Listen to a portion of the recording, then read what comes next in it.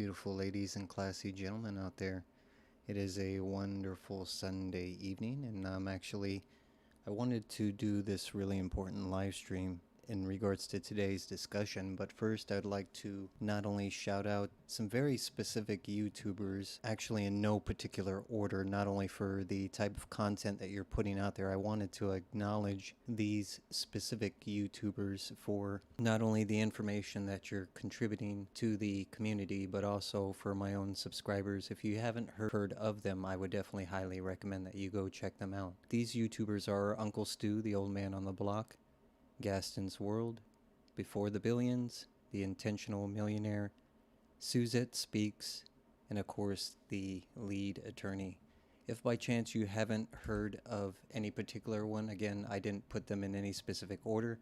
I would highly recommend that you check them out. The type of quality content that they provide, not only a full range since each of them specialize in different things, I wanted to really first just give my first thoughts in regards to what they've been speaking about over the past few weeks. I do have this video or this live stream titled as "If You're Struggling and You Don't Do These 5 Things, That's Why."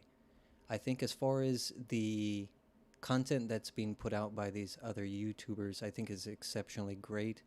But I think it's really important for us to try to focus on the foundation. And I think foundation in general is really underutilized or really not given the whole scope as far as impact that you can do in the community. So I really wanted to do this specific live stream video dedicating it to these specific YouTubers that are currently impacting the community. So with that being said, let's go ahead and get started. I do have my browser actually up in front of me right now. This is going to be a very nonchalant live stream, but if by chance anyone pops in and if you have any questions, feel free to chime in at any time. I think, again, the topic is foundation, and of course, if you've seen any of these videos as far as these other YouTubers go, they've been focusing conversation specifically on either mentoring or leadership, specifically in the Black community. So one question that actually came up in a video that I'm actually working on right now was specifically, who is the ideal leader? Who do we look up to specifically in the African American community? And it doesn't need to necessarily be anyone specific as far as any specific person, but who specifically do you look up or look towards as far as innovation, not only being well respected in the community and everything. And then the second topic was, of course, for those that are looking for mentors to kind of get that next step or achieve that next level as far as personal growth, whether it's career growth, possibly your own personal dependent or self-growth, and really kind of putting that all together. So with that being said, the 5 things, these are the top 5 foundation things that I would recommend anyone needs to be able to not only establish within themselves. Some of these, it could be a video on its own if some of these are more important than others. Say if you're shooting 4 out of 5, but I would say these 5 things are the things that you need to gain to not only improve yourself for having a strong foundation, but if you're interested in possibly either trying to become either a leader or find someone that is possibly that next step or above you to mentor you. If you do not have these 5 things, they will not take you seriously. And while this is a casual Sunday live stream, I think it's equally important to be completely honest and have the honest conversation of removing yourself and evaluating yourself with honesty. First thing that I wanted to look at as far as my top 5 things that I would recommend, the first one is humility. And I believe humility it's not always necessarily black and white. There is definitely a gray line in between it. I think pride and humility can go hand in hand, but at the same time that they can also oppose each other. I think when you do an excellent job, it's important to take time to reward yourself, but let's keep it real. for someone who is total polar opposite of being humble, do you really enjoy being around those people, especially if they're always throwing things in your face? And I'm not saying if you're within friends, it's okay to joke back and forth and have, playful conversations. And I think that's really one of the things that you really need to understand. One of the things I believe that came up, and I believe it was a conversation we were having either on Uncle Stu's channel, Uncle Stu, Old Man on the Block, or I believe it was Gastonsworld. And again, I'll be able to refer back to these when I get my video finished. But one of the things was, as far as African Americans in the community, do you need to change the way you represent yourself within your workplace, or do you need to change any particular aspects about yourself when you're conducting business? I would firmly argue, in order to be humble or in order to show humility within the workplace, it is very important, especially if you're the type of person that likes to be competitive. If you are in the professional workplace, you need to understand that being competitive is actually a really great thing. But as far as a lot of these professional organizations, another big portion of it is being humble and being able to work with others, or being able to kind of meld into what the organizational melting pot is. So I would greatly suggest or recommend for those, not only African Americans, but also I've worked with lots and lots of people. I've worked with African Americans, I've worked with Hispanic, I've worked with Caucasian. Again, I can't really go into my background because of the obligations that I have to my organization, but I've worked with lots of people over the past decade. I've trained and taught probably roughly 30 or 40,000 people over the past 10 years, and I've probably mentored, I want to say 10 to 15, like firmly mentored them 5 to 15 hours a week over the past 10 years. And I think one of the biggest issues, especially as being a mentor to somebody, if you remain humble and you're able to succeed and you've proven yourself, the fact that you're more agreeable to be around others or more likely to approach you in the future as far as your utilization as a person, and that's regardless if you're a man or a woman. So that's the first key thing that I would highly recommend as far as building a strong foundation if you're wanting to come up. Humility is a vast, underrated portion of it that I would totally recommend that someone take into consideration as far as adding it to your toolkit. So, number 2. The second thing that I would argue is having integrity. And I think this goes hand in hand with both if you're a leader as well as being part of the team. On Gastonsworld, we had a discussion, and I believe it was on Suzette Speaks. There was a guest called, what was his name? Dr. Thunder. And I've never seen any of Dr. Thunder's videos, but he was basically describing in between the two types of leaders, A leader and B leader, as he had called it. The first leader was kind of a totalitarian leader, not only someone who does not or is resistant to sharing power, while the B leader is the type of leader that not only leads by example and would also be, I guess, one of the frontline people. He would show or lead by example and develop camaraderie amongst the men and women in the organization. As far as integrity goes, I think integrity, to not really just use the definition that it shows right here, the quality of being honest and fair.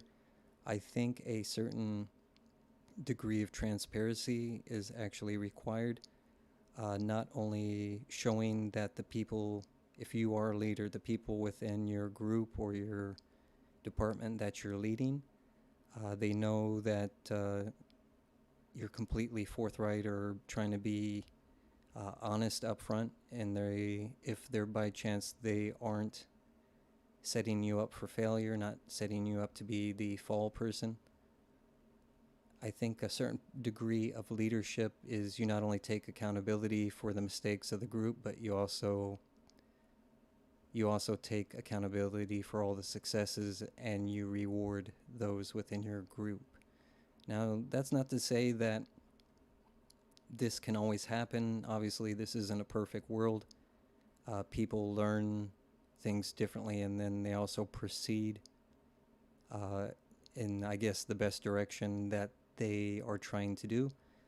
We all have bad habits, but at the same time, it's important to take accountability for whether we're right and wrong, and that's not to say, even I can be wrong on some things, but this is just my opinion. As the second thing that I would say that you need to add as part of your toolkit of the top 5 is definitely integrity.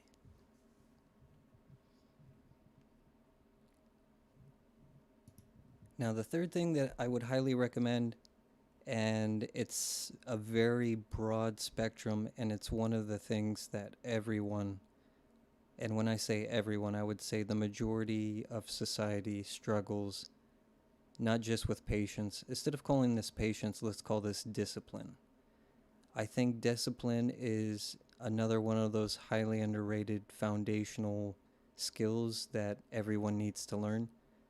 And unfortunately, the way that society is designed or society is presented to people, especially with the financial tools such as credit cards, we are in a consumer society, meaning we buy stuff, it gets worn out, or there's a new model that comes up, then the previous stuff is no longer wanted, we get rid of it and we buy the new thing.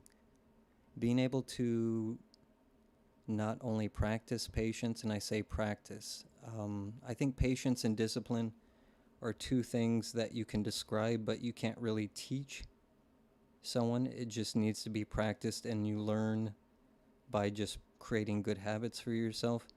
It's probably one of the most difficult things to probably teach not only children but people in general.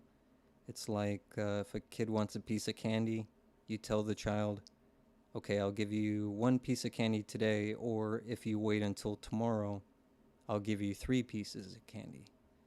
Now, if the child is actually looking at it as a sensible offer, truly understands the magnitude, if I wait 24 hours, I can get 3 pieces of candy. That's not to say that they will always choose it, but offering these types of small opportunities either to children or to people, that way they can learn or practice discipline or patience on their own.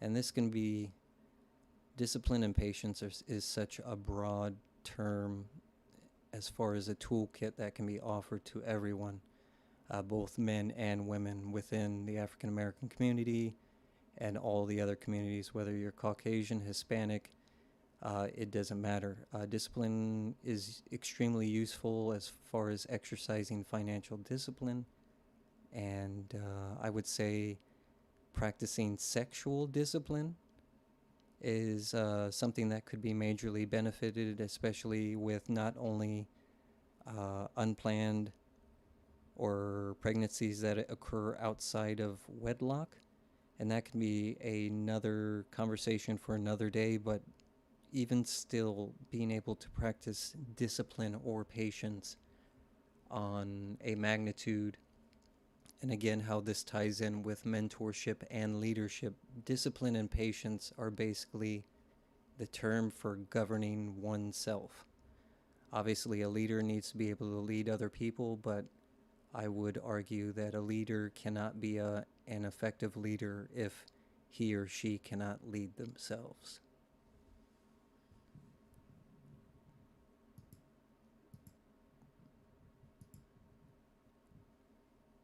Out of curiosity, if you're listening to this, either aftermath or live stream, I would be interested to find out if you think the audio quality has improved. Just to let you know, I did upgrade my microphone equipment as well as using or filtering the audio through a Zoom PodTrack P4. Obviously, my voice in general, as far as I talk, I'm kind of aware that it's a little bit flat, but I would like to think that the quality of the microphone as well as using this equipment is still providing something a little bit more crisp and hopefully you can hear me clearly. Let's go on to the next one. Now, utility. How do I best describe this? In between that conversation that Uncle Stu, Dr. Thunder, Suzette Speaks, and Gastonsworld were having just the other day, I would argue that while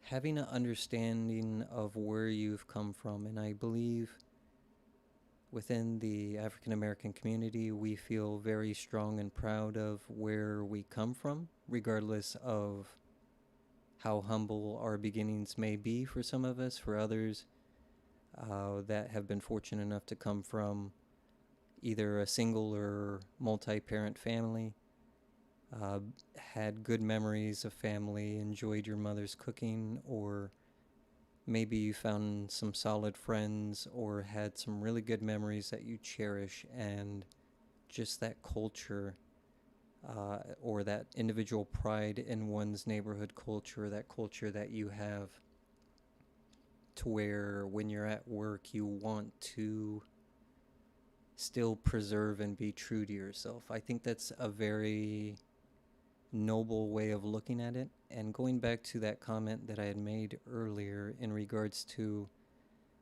being humble and being open to other avenues of either intercultural department culture or department meshing, being able to be utilized, and again, since we're coming from a perspective of humility, being able to offer utility to other people, whether it's people at work, within your, we'll call it your circle, your tight niche of friends, your family, or your loved one or spouse.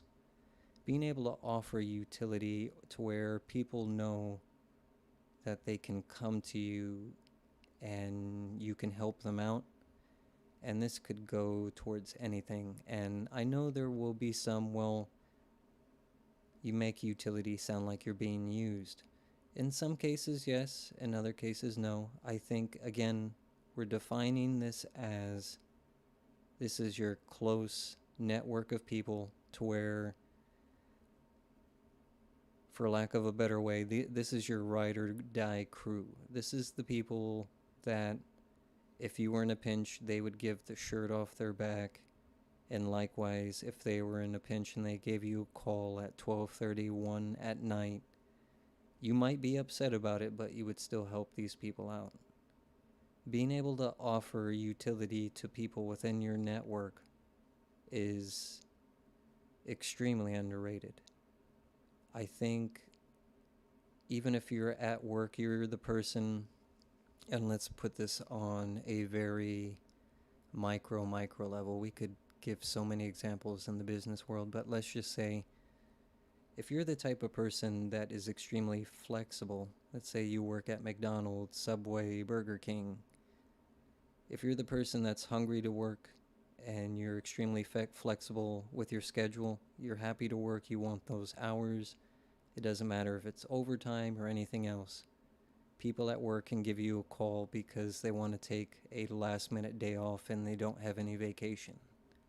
You're happy to work because you have lots of free time and it gives you lots of extra money. Being able to offer that utility automatically makes those around you turn towards you. And I think this is one of the things that's really often underrated, and again, it expands beyond beyond the business world. It expands in relationships. There's lots of talk on YouTube in regards to high-value men and high-value women.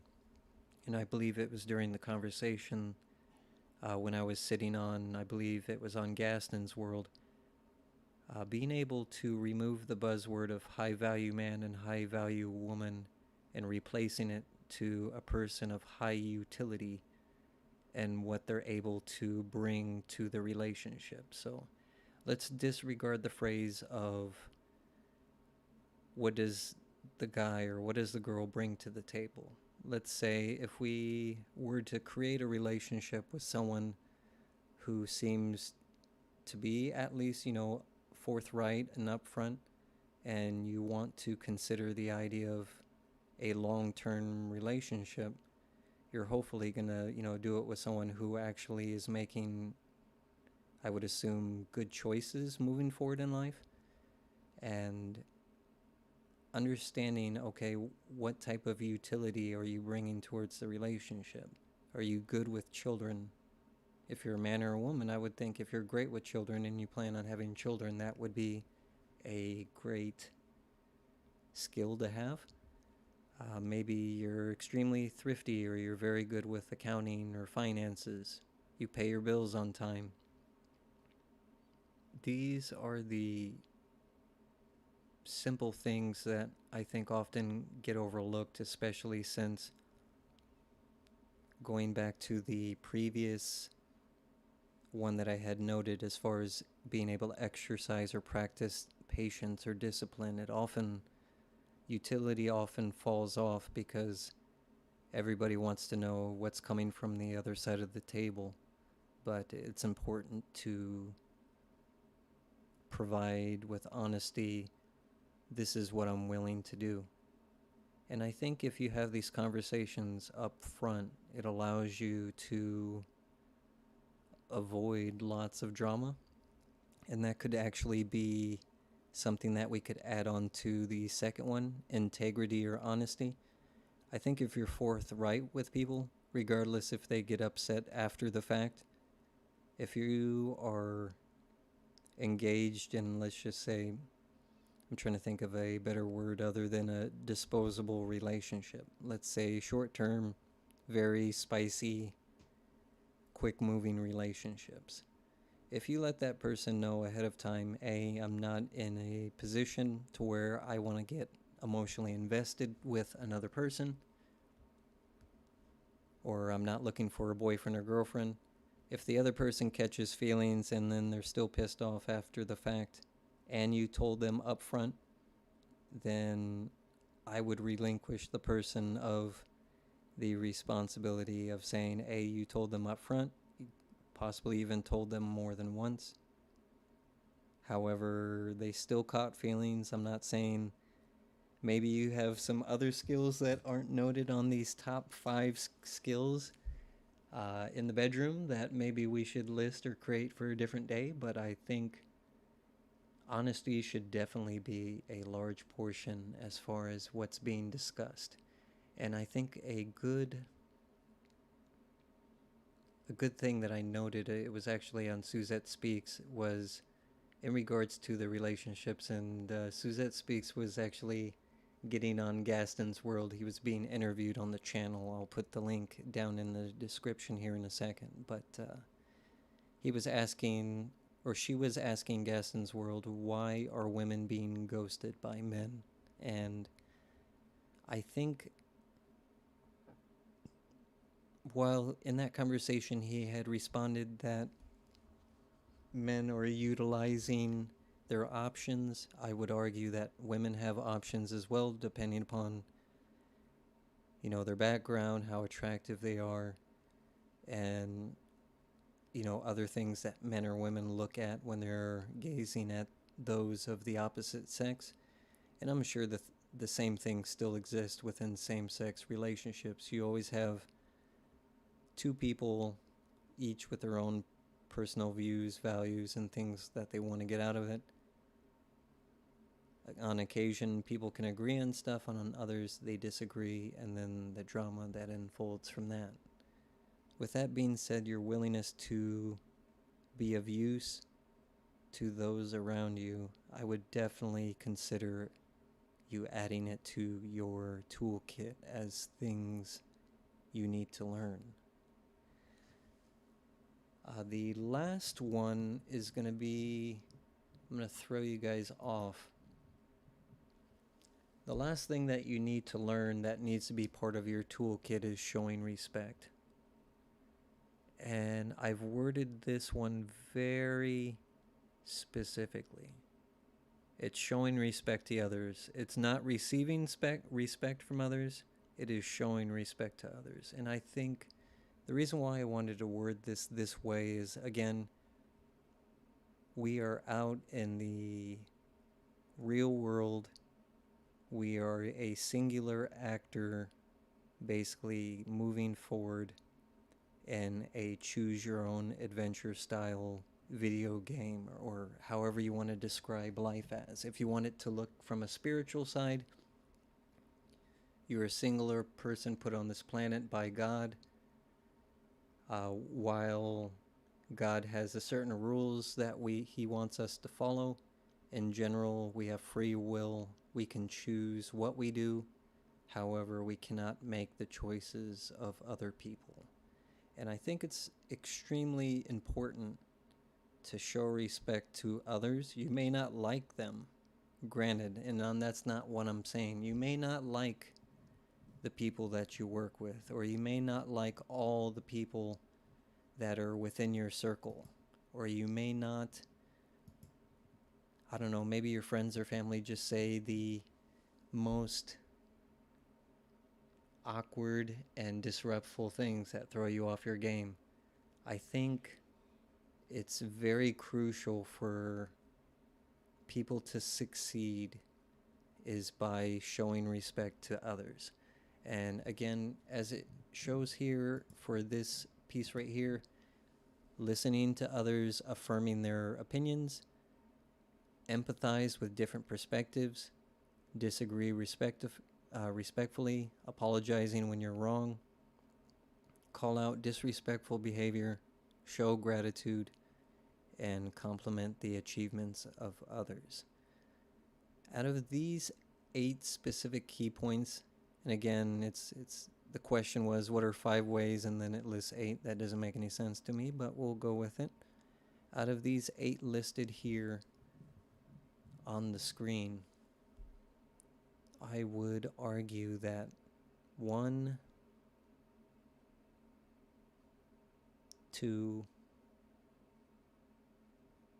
4, 5, 7, and of course sometimes 8. I think 8 is important because it goes along the lines with humility, but let's look at 1, 2, 4, 5, and 7.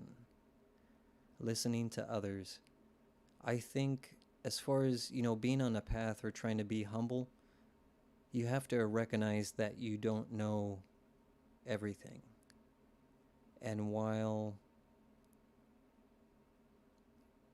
during this time when we're on the planet, there's extreme amounts of either misinformation or just straight outright opinionated BS or anything like that.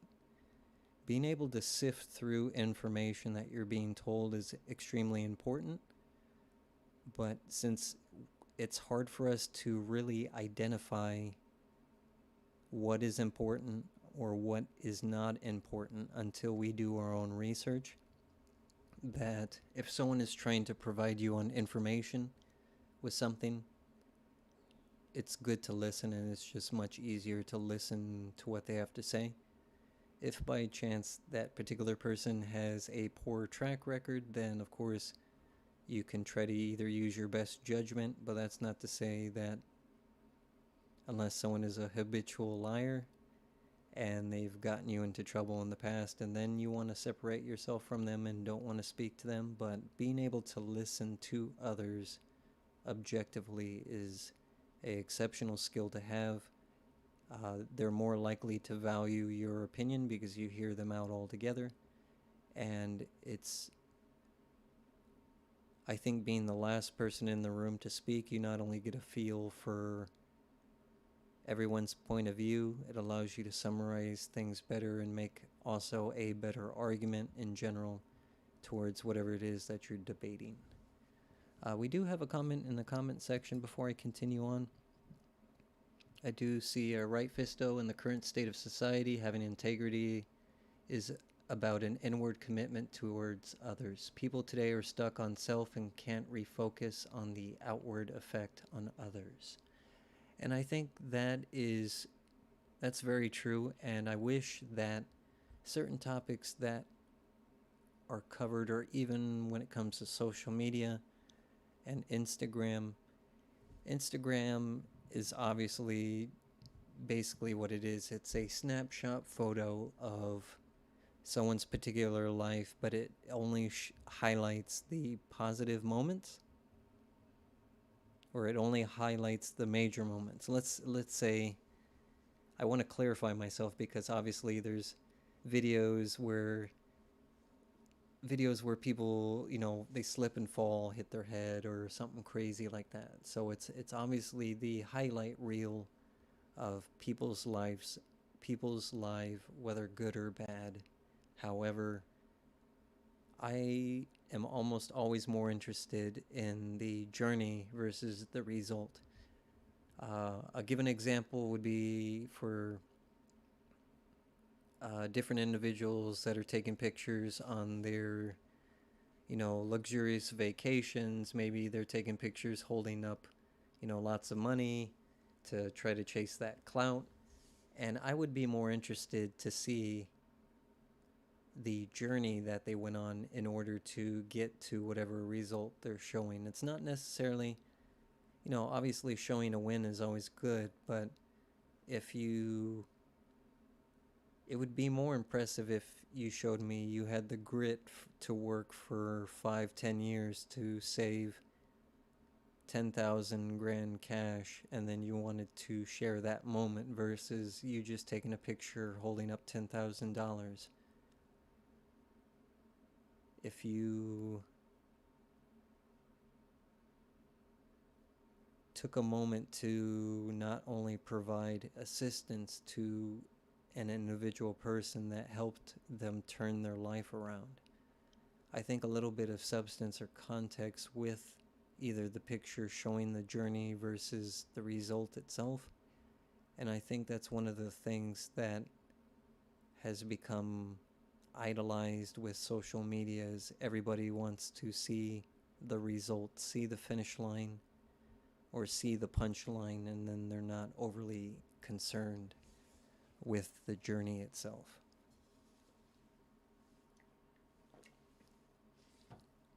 Sorry, I had to take a drink there for a second. Affirm other people's opinions. I think affirm other people's opinions is extremely useful. It not only shows them that you're actually listening versus just straight nodding your head. If you have issues remembering what people said, especially if they talk fast, I would recommend that you take notes. Empathizing with different perspectives, I think that is equally important, but I skipped that one purposely. I think in order to show respect, depending upon your background, empathizing with people, it is very important, but just for the foundation of showing respect in general. I think if you're showing gratitude, complimenting others, being respectful in general towards people, you don't necessarily need to empathize. However, as you begin to refine your skill of showing respect, you definitely need to learn how to empathize. And empathy and sympathy are two different things. And again, we'll save that conversation for another day. Number 4, disagreeing respectfully.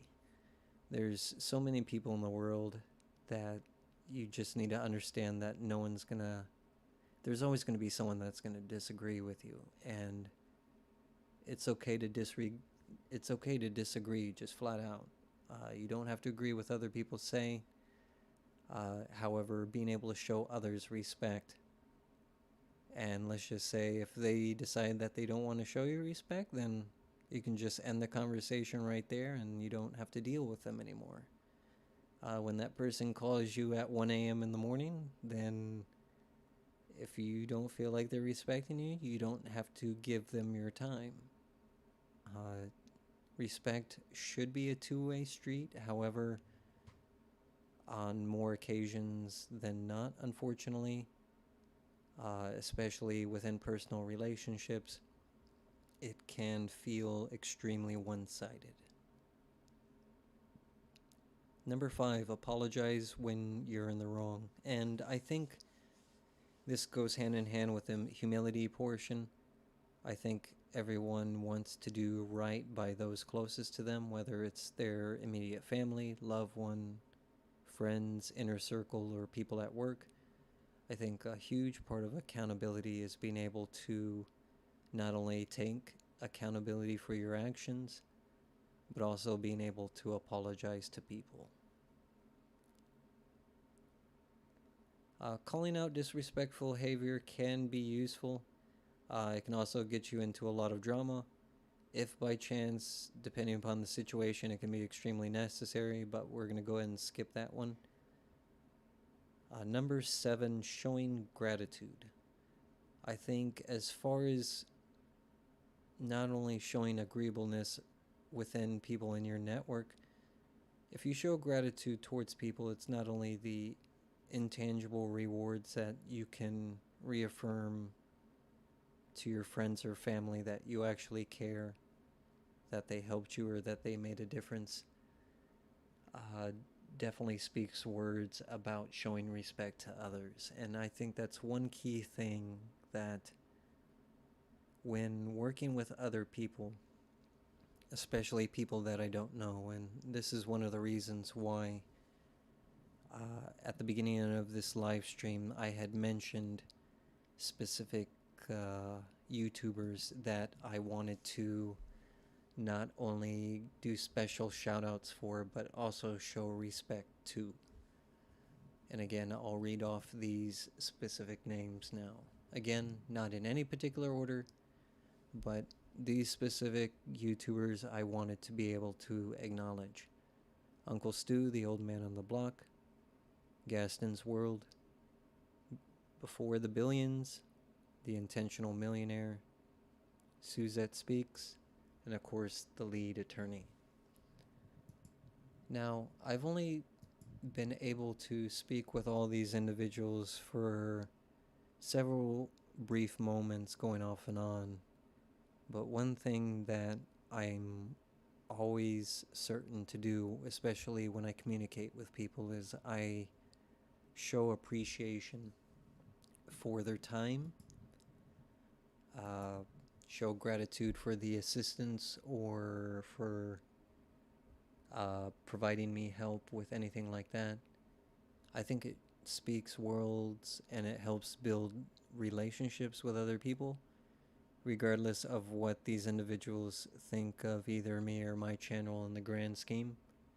I think being able to foster these relationships with people to where you're showing respect to others definitely promotes a positive relationship. It's kind of like leaving things better than what they were previously. So let's say, for example, if I was a teacher and going to class, perhaps the teacher of the class that was in the room before me, they basically left the room in shambles and there was paper and trash everywhere. Because I not only want to show respect for the students that I plan on teaching, I'm going to leave the condition of the classroom in a better condition than when I found it. I may have words to say or, be able to approach